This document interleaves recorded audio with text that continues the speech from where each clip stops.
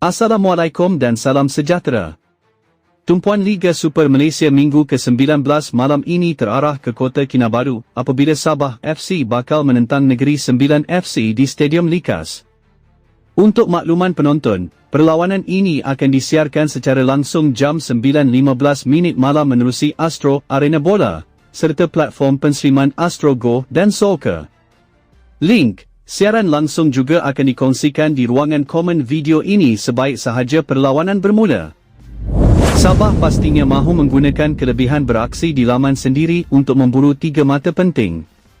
Dengan sokongan penyokong sang badak yang terkenal bersemangat, mereka dijangka cuba mengawal tempo permainan sejak awal bagi memberi tekanan kepada pelawat.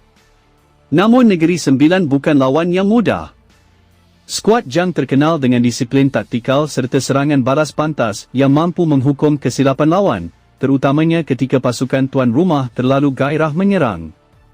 Jadi persoalannya malam ini, adakah Sabah mampu mempertahankan maruah di Likas, atau Negeri Sembilan akan mencuri mata penting di bumi Borneo?